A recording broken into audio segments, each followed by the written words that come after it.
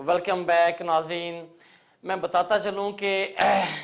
जब भी कोई इशू आता है तो सारे लोग हम लोग मेरा ख्याल है कि उसको इंटरप्रिटेशन जो गलत हो जाती है। जैसे 9 जुलाई से जो लॉ आया है उसमें ये कहा गया है कि अगर आप अपने बच्चों के साथ यहाँ पे 7 ईयर्स गुजार लें, वो दोनों तरह की कैपेसिटीज़ में आप कंसिडर होते हैं। अगर आपका बच्चा, आप यहाँ पे हैं, आपका बच्चा पैदा हुआ, आपने 7 साल गुजार लिए, या अगर आप बच्चों के साथ यूके में आते हैं तो आप और बच्चे के साथ आप 7 ईयर्स गुजार लेते हैं, तो तब भी आप क्वालिफाइड करते हैं कि जो नए लॉ के मुताबिक आप अप्लीकेशन कर सकें।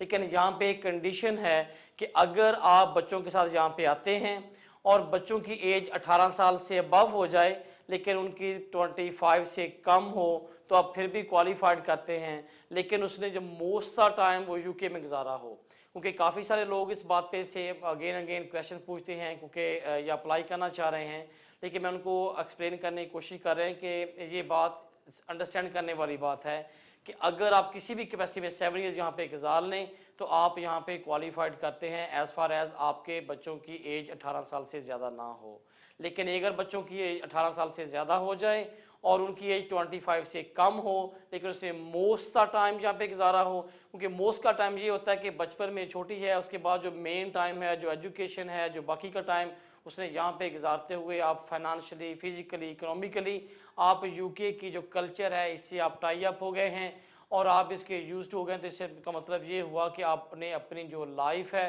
वो यहाँ पे डेवलप कर ली है। जब भी ये केसेस आ रहे हैं, इस तरह के केसेस में सिर्फ एप्लीकेशन करना, सिंपल उसका फॉर्म फिल करना या फीस पे करना इज़ नॉट सफिशेंट। साथ आपने उसको डिमॉन्स्ट्रेट करना है या स्टेब्लिश करना है कि आपने अपनी लाइफ को यूके के कल्चर के साथ या यहाँ पे अपने आप को डेवलप कर लिया है। सेम इस तरीके से जो हम लोग बात कर रहे हैं स्टूडेंट्स के लिए, देखिए स्टूडेंट्स मैं को अब चाह रहा हूँ कि मैं जनरल इन्फॉर्मेशन देता चलूँ क्योंकि सारी कॉलेज सेम रेलिवेंट आ रही हैं। स्टूडेंट्स के लिए जो नए लॉ के मुताबिक है कि उन्होंने फ़ेज़ बना दिए हैं। एक फ़ेज़ ये कहता है कि अगर आप अंडर ग्रेजुएट कोर्स के लिए आते हैं तो आप 3 साल यहाँ पे स्टे कर सकते हैं। उसके 3 साल के अंदर अंदर या तो आपने अगर कोर्स पास कर लिया तो आप पोस्ट ग्रेजुएट में चले जाएंगे, अगर आपने कोर्स पास ना किया तो अनफॉर्चुनेटली आपको यूके में रहते हुए यहाँ से एक्सटेंशन नहीं मिलेगी। लेकिन साथ ही साथ ये है कि अगर आपने वो अंडर ग्रेजुएट कोर्स पास कर लिया लेकिन आपने जो फील्ड है जैसे आईटी से या बिजनेस से आपने लॉ में जाना हुआ, लॉ से अपने अकाउंट्स में जाना हुआ,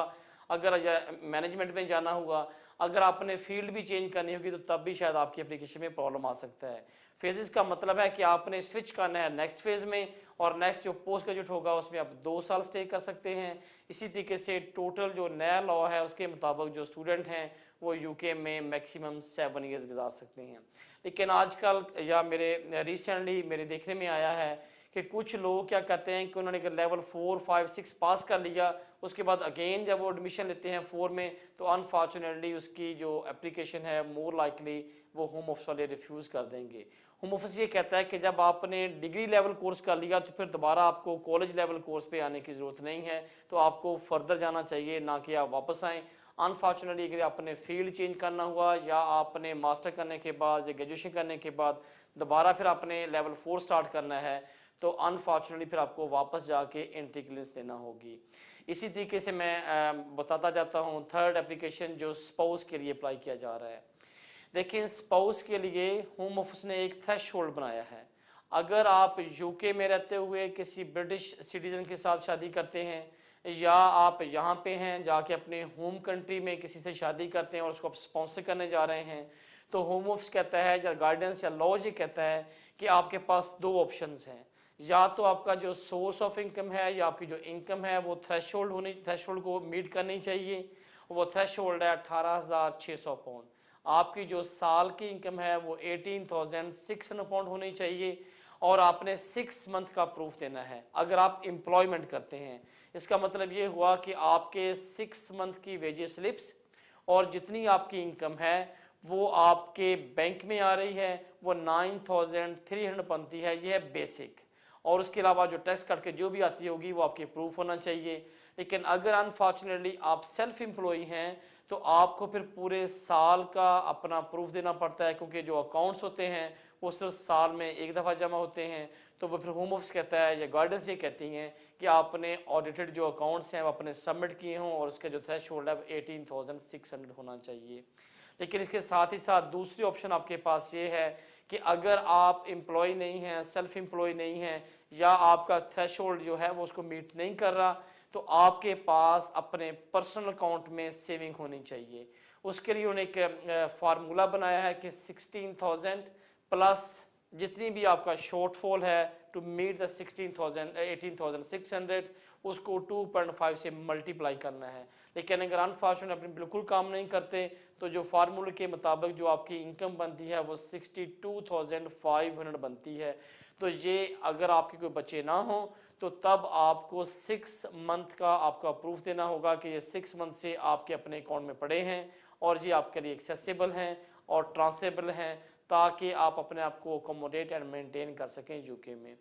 इसी तरीके से अगर आपके साथ अगर कोई बच्चा है तो फिर आपकी वो 2,400 पाउंड आपकी जो थ्रेश होल्ड है वो बढ़ता जाएगा। तो आपने जब भी एप्लीकेशन करें तो आप उसको चेक कर लें। देखें ये 3 कैटेगरीज हैं। जो ज़्यादा लोग जहाँ पे हमें कॉल करते हैं, ईमेल्स करते हैं या हमें ऑफिस में कॉल्स आती हैं, वो ज़्यादा स्टूडेंट से कंसर्न होती है, स्पाउस विजिट के लिए है, या जो लोग अप्लाई कर रहे हैं एलेक्सी के लिए। लेकिन आज कल जो एंटरप्रेन्योर का केस है वो भी काफ़ी हद तक जो एंटरप्रेन्योर के केसेस हैं उनमें काफ़ी सारी क्वेरीज आ रही हैं। एंटरप्रेन्योर्स के लिए सिर्फ़ और सिर्फ आपके पास जो ऑप्शन है, उन्होंने पहले था कि आप यूके में रहते हुए आप अपनी एप्लीकेशन कर सकते हैं, लेकिन जो दिसंबर से अब उन्होंने ये स्टॉप कर दिया कि यूके में रहते हुए सिर्फ़ और सिर्फ आप जिनके पास PSW है या जो लोग स्टूडेंट हों और वो वेंचर कैपिटल फर्म्स उनको स्पॉन्सर कर रही हों, तो तब वो यूके में रहते हुए अप्लाई कर सकते हैं। वरना अब नए लॉ के मुताबिक अगर कोई शख्स या पर्सन अगर फ़ॉरेन से अप्लाई करना चाहे कर सकता है। अब उनके लिए रिक्वायरमेंट सेम है कि आपके पास नंबर 1 200,000 पाउंड की एक्सेस होनी चाहिए, या तो 2 लाख पाउंड आपके अपने अकाउंट में हो या आपके पास थर्ड पार्टी स्पॉन्सर हो। अब 2 लाख का मतलब ये है कि 200,000 पाउंड का मतलब ये है कि आपके डिफरेंट करेंसी में भी हो सकती है, डिफरेंट कंट्री में आपके अकाउंट्स हो सकते हैं, और डिफरेंट अपने जो बैंक्स हैं उनमें अकाउंट भी सारों को अगर कैलकुलेट करके टोटल 200,000 पाउंड बनता है तो आपको एक्सेप्टेबल है। उसकी मैं एक एग्जांपल देता हूँ कि अगर आप यहाँ पे स्टूडेंट हैं, आपके पास 20,000 पाउंड का जो आपके यूके में जो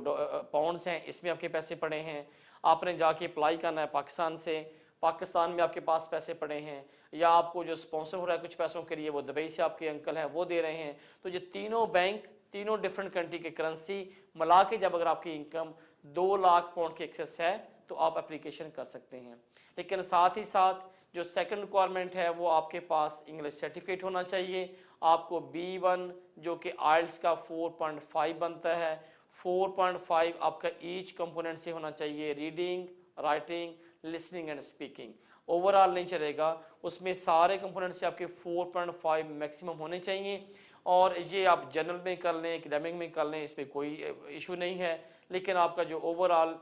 जो हर एक कंपोनेंट से आपके 4 पॉइंट एल्स में होने चाहिए, या आपने B1 किया हो तो आपकी जो इंग्लिश की रिक्वायरमेंट है वो पूरी होती है। जो थर्ड रिक्वायरमेंट है, आपके पास फंड्स होने चाहिए। जो मेन एप्लीकेंट है उसके पास 2,800 पाउंड्स, और अगर उसका कोई वाइफ है, डिपेंडेंट हैं या बच्चे हैं तो ईच डिपेंडेंट के लिए 1,600 पाउंड्स। तो ये जो 2,800 और 1,600 फॉर ईच डिपेंडेंट, जितने आपके डिपेंडेंट बढ़ते जाएंगे आप उसको एडअप करते जाएं, तो ये जो अमाउंट है ये आपके पर्सनल अकाउंट में होनी चाहिए, और ये आपके पास 90 डेज से होनी चाहिए। आपका 90 डेज का बैलेंस अगर कभी भी आपके बेशक 2 लाख 3 लाख आता रहा है, लेकिन अगर कभी भी लास्ट 90 डेज के एक दिन के लिए भी आपकी जो अमाउंट है वो कम हो गई, तो अनफॉर्चुनेटली जो होम ऑफिस है उसकी जो रिक्वायरमेंट्स हैं आप उसको मीट नहीं कर रहे, तो जब आप एप्लीकेशन करेंगे तो अनफॉर्चुनेटली वो स्पेस पे रिफ्यूज़ कर सकते हैं। तो ये सबसे जो टेक्निकल चीज़ है समझने वाली, सो मेक श्योर करें कि जब आप एप्लीकेशन करें तो आपने 90 डेज़ के फंड्स को हमेशा कंसिडर किया करें। अब इसके साथ साथ एक जो अच्छी बात है वो ये है कि अगर इनमें एंटरप्रेन्योर की एप्लीकेशन के लिए अगर 2 लोग team of the entrepreneur apply करना चाहें तो वो भी कर सकते हैं।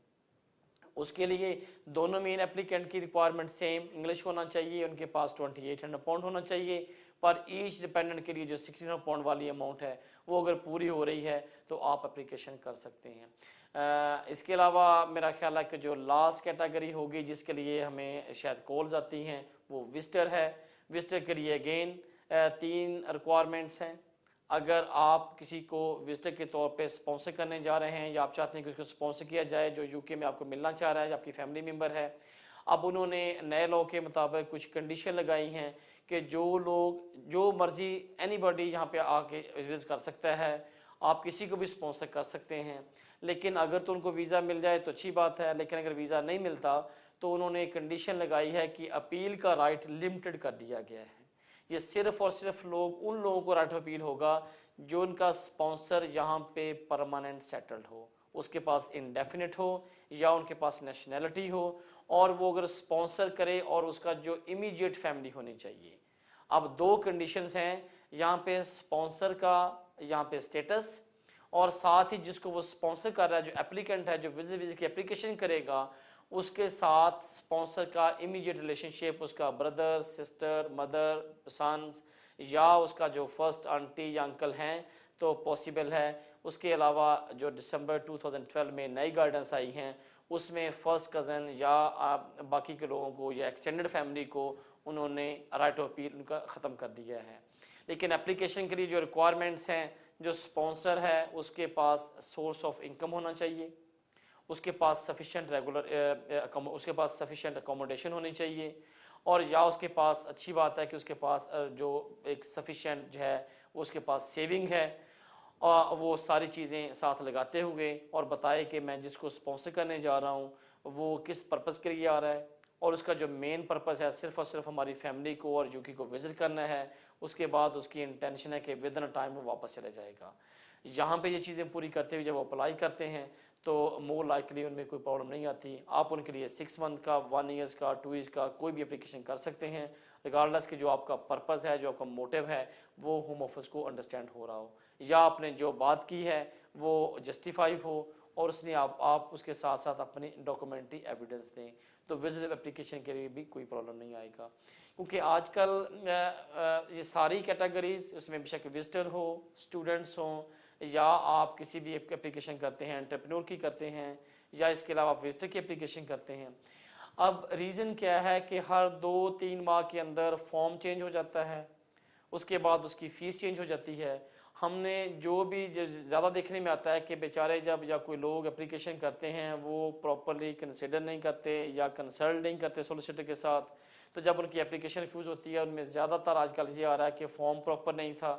फ़ीस आपकी प्रॉपर नहीं थी या फ़ीस आपकी क्लियर नहीं हो सकी। तो जब अपने कार्ड्स की डिटेल दें उसमें प्लीज़ मेक श्योर कर लें ईच एंड एवरी जो रिक्वायर्ड फॉर्म है या जो कॉलम है वो टिक होना चाहिए या फिल होना चाहिए। अगर किसी जगह पे आपको टिक करना भूल गए तो अनफॉर्चुनेटली वो मैंडेटरी अगर हुआ तो फिर आपकी एप्लीकेशन वो रिफ्यूज़ कर देते हैं इस बेस पे कि आपने जो मैंडेटरी रिक्वायरमेंट थी वो प्रोवाइड नहीं की, उसको हाइड किया या आपने एक्सप्लेन नहीं किया या उसको फिल नहीं कर सके, इस बेस की आपकी एप्लीकेशन वो अनफॉर्चुनेटली रिफ्यूज़ कर देते हैं। लेकिन इसलिए हम अपने तमाम व्यूअर्स के या क्लाइंट्स को ये एडवाइस करते हैं कि जब आप कभी एप्लीकेशन करें तो मेक श्योर कर लें कि एप्लीकेशन करते हुए आप अपना मेक श्योर करें कि वो लेटेस्ट हो ताकि जो वैलिड एप्लीकेशन हो और साथ जो उसकी अप्रोप्रिएट फ़ीस हो वो साथ लगाएं, या बेस्ट है कि आप किसी सोलिसिटर से डिस्कस कर लें ताकि इस तरह की कोई प्रॉब्लम ना आए।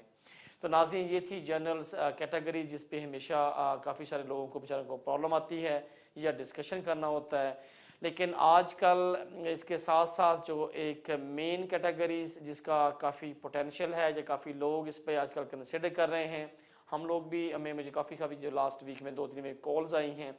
आजकल Tier 2 वर्क परमिट की बात हो रही है। देखें कोई शख्स अगर यूके में वर्क परमिट पे आना चाह रहा है या वो यूके में रहते हुए एज ए स्टूडेंट है या किसी भी कैपेसिटी में वो स्विच करना चाह रहा है Tier 2 के लिए, तो सबसे पहले बेचारे जब कॉल करते हैं या व्यूअर्स या क्लाइंट वो ये कहते हैं कि मैं वर्क परमिट चाहता हूँ। देखिए वर्क परमिट सॉलिसिटर नहीं करते, आपके पास आपको सबसे पहले आपके पास स्पॉन्सर होना चाहिए। कोई शख्स यहाँ पे काम करना चाह रहा है तो उसके सिर्फ एम्प्लॉयमेंट के चाहिए, अब जो एम्प्लॉयमेंट दे रहा होगा उसको होम ऑफिस से सबसे पहले स्पॉन्सर लाइसेंस अप्लाई करना होगा। वो आपकी कोई बिजनेस है, आपका कोई ऑफिस है, इवन आपके कोई मस्जिद में आपने किसी इमाम साहब को रखना हो, या कोई आपका गुरुद्वारा है उसमें आपने किसी प्रधान को बुलाना हो, या चर्च है, किसी भी जगह पे किसी भी कैपेसिटी में वो आपका रिलीजियस मिनिस्टर भी है या रिलीजियस जो वर्कर है, कोई शख्स अगर यहाँ पे यूके में काम करना चाह रहा है या वो काम करने की इंटेंशन है, जहाँ पे वो काम करना चाह रहा है उस ऑर्गेनाइजेशन, उस ऑफिस, उस डिपार्टमेंट, उस मस्जिद, उस गुरुद्वारे के पास स्पॉन्सर लाइसेंस होना चाहिए। अब स्पॉन्सर लाइसेंस 2 तरह के हैं। वो एक परमानेंट सेटलमेंट रूट भी है जिसको टीयर 2 बोलते हैं, वो जनरल रूट बोलते हैं, और सेकंड ये है कि टीयर 5 जो टेम्परेरी वर्कर्स होते हैं। मैं इनकी थोड़ी सी एक्सप्लेन करता जाता हूँ क्योंकि आज टाइम मिला है, तो मैं कहता हूँ कि चलो अगर कोई व्यूवर्स सारे देख रहे हैं तो ये जनरल इन्फॉर्मेशन है, आई थिंक वो सबके लिए फ़ायदामंद हो सकती है। टीयर 5 जो होता है उसमें सिर्फ आप 6 मंथ से लेके 1 ईयर्स और मैक्सिमम 2 ईयर्स तक यहाँ पे स्टे कर सकते हैं, नंबर 1। और उसमें सेटलमेंट रूट नहीं है, आप आएंगे, रहेंगे, काम करेंगे, उसके बाद आपको वापस जाना होगा। इसमें आपकी जो रिक्वायरमेंट्स हैं वो हर जॉब के लिए डिफरेंट रिक्वायरमेंट्स हैं, उसकी लिस्ट बनी होती है कि आपने कौन कौन सी एप्लीकेशन करनी है, लेकिन अप्लाई करने से पहले आपने अपने स्पॉन्सर से उसका स्पॉन्सर COS उसको बोलते हैं, स्पॉन्सर सर्टिफिकेट्स जो आपको शिप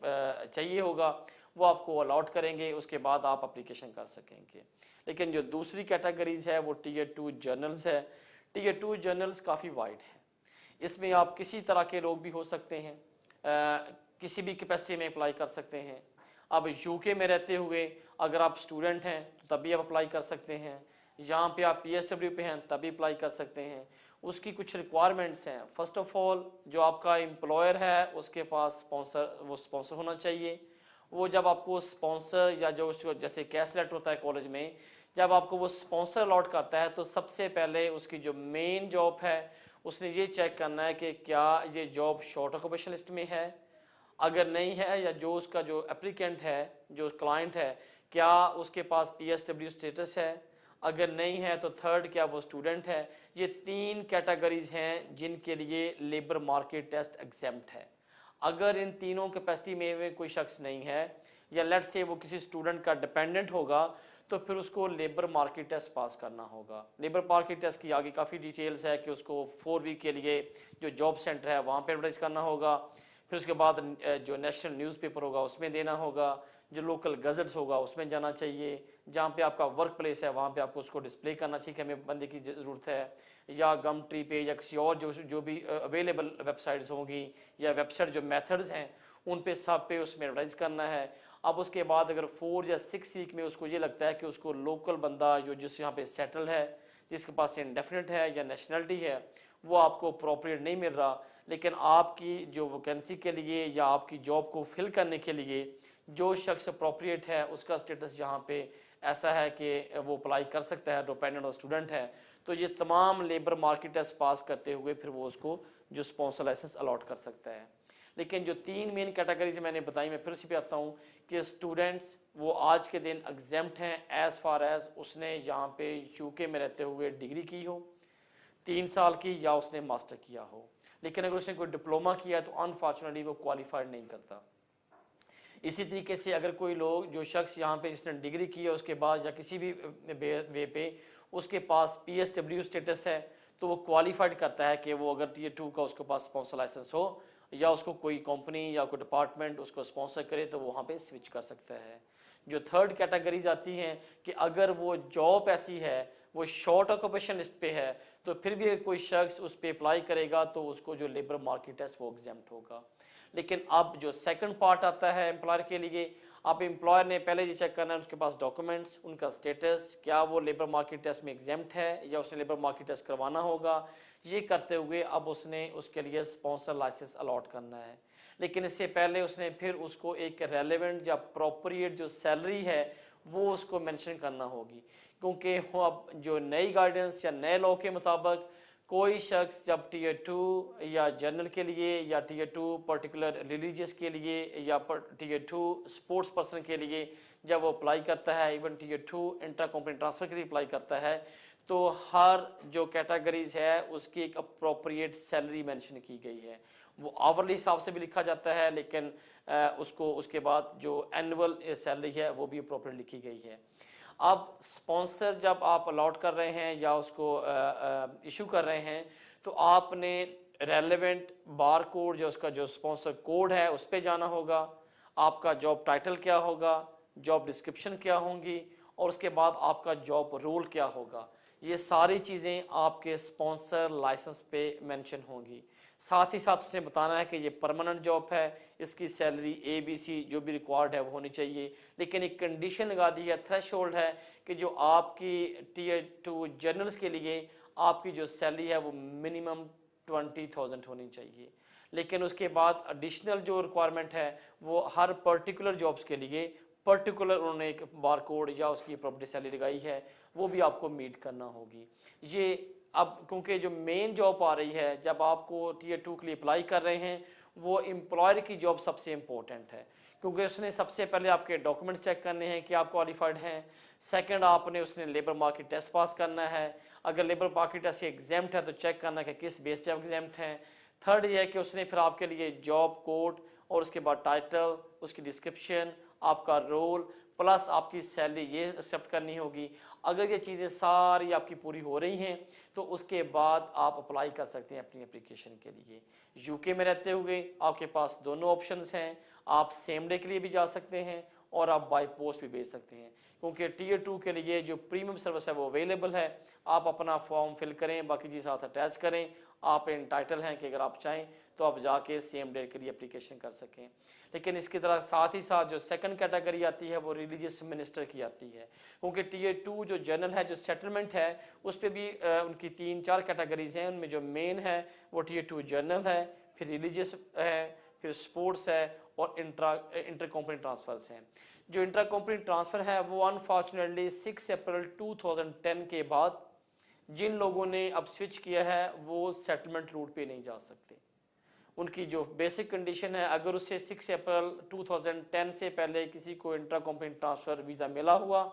वो यहाँ पे इंटाइटल है कि अपने 5 साल पूरे करते हुए, अप्रोप्रिएट सैलरी को मीट करते हुए, और 5 साल के बाद इस्टेब्लिश करता है कि स्टिल उसका जो एम्प्लॉयर है उसकी रिक्वायरमेंट, उसको उसकी नीड है, तो वो सेटलमेंट पे जा सकता है। लेकिन जो 6 अप्रैल 2010 के बाद अनफॉर्चुनेटली जिन्होंने इंट्रा कंपनी ट्रांसफ़र पे Tier 2 पे गए हैं, उनके पास मैक्सिमम 6 ईयर हैं, वो 60 तक अपने आप को यहाँ पे स्टे कर सकते हैं और उसके बाद वो उनको यहाँ से वापस जाना होगा। अब उनकी आगे 2 कंडीशंस हैं कि अगर आपके पास short time inter company transfer है या लॉन्ग टर्म आपके पास इंटर कंपनी ट्रांसफ़र है। अगर तो आपके पास short term inter company transfer है तो आपकी जो मिनिमम सैलरी है वो 24,000 होनी चाहिए।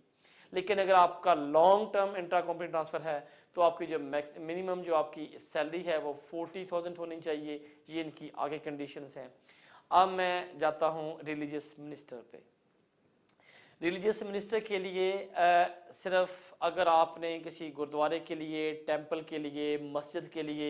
आपको 2 तरह के लोग चाहिए होते हैं। जो लोग एज ए इमाम या प्रधान, उनको बोलते हैं रिलीजियस मिनिस्टर, और जो लोग आपके बाकी लोग काम करने वाले होते हैं, जैसे मस्जिद में बाकी लोगों की ज़रूरत होती है, उसको बोलते हैं रिलीजियस वर्कर। अब रिलीजियस वर्कर जो हैं वो शॉर्ट टर्म के लिए आ सकते हैं, वो अंडर Tier 5 आते हैं। लेकिन जो Tier 2 के लिए आते हैं, सेटलमेंट रूट के लिए, जो मौलवी साहब होते हैं, इमाम साहब होते हैं या प्रधान साहब होते हैं, अब वो Tier 2 के लिए आएंगे। क्योंकि रिलीजियस मिनिस्टर का जनरल टूर से थोड़ा सा डिफरेंस है, क्योंकि होम ऑफिस या जो लॉ है उसके मुताबिक ये है कि जो बंदा आपको आपके रिलीजियस जो प्रीस्ट है, जो आपको प्रीच कर रहा है, जो आपको अपनी जो रिलीजियस जो स्टडीज़ है वो आपको टीच कर रहा है, उसका बाकी की चीज़ें करते हुए उसके इंग्लिश में कमांड होनी चाहिए। ये नो डाउट कि हर कैटेगरी के लिए आपकी जो इंग्लिश की रिक्वायरमेंट है, लेकिन रिलीजियस के लिए वो कहते हैं कि उसका B2 होना चाहिए, उसका इंग्लिश में अच्छी होनी चाहिए, ताकि वो अपनी लैंग्वेज में और इंग्लिश में अच्छे तरीके से यहाँ पे अपने आप को या लोगों को या अपनी कम्युनिटी को टीच कर सके, उनको पढ़ा सके। नाज़रीन, आज टाइम मिला था, मैंने कोशिश की है अपनी तरफ से कि तमाम कैटेगरीज, उसमें students, visitor, settlement, spouse visa और जो ख़ास तौर पे Tier 2 और Tier 5 जो कि आजकल काफ़ी लोगों की डिमांड है और इस पर काफ़ी काम हो रहा है, काफ़ी हमें क्वेरीज आती हैं और काफ़ी लोगों के पास स्पॉन्सर लाइसेंस हैं, ताकि मैं आपको जनरल से बता सकूं कि इसकी रिक्वायरमेंट्स क्या हैं, इसका प्रोसीजर क्या है, और टीयर 2 वाले 5 साल के बाद सेटलमेंट पे जा सकते हैं, कौन कौन लोग जा सकते हैं। ये एक जनरल आइडिया है। फिर मेरी एडवाइस, कोशिश किया करें कि एप्लीकेशन करने से पहले किसी सोलिसिटर को मिलें, ताकि आप एक प्रॉपर एप्लीकेशन हो और इसमें आपकी फ़ीस या बाकी की आपको ज़्यादा हासिल ना करनी पड़े। नाज़िम, मैंने थोड़ी सी स्ट्रगल आप कोशिश की है, शायद आपको पसंद आई होगी, लेकिन मेरा और आपका जहाँ तक साथ था, जिन्होंने हमारे प्रोग्राम में कॉल किया सराहा, उनका शुक्रिया। जिनकी हम कॉल नहीं ले सके उनसे मुलाकात होगी नेक्स्ट थर्सडे सेम टाइम। आप किसी भी किस्म का फैमिली से, टीयर 2 से, वर्क परमिट से मतलब कोई सवाल हो, आप मुझे ईमेल कर सकते हैं। मैं कोशिश करूँगा कि आपकी मदद कर सकूँ। तब तक मुझे इजाज़त दीजिए। अल्लाह हाफिज़।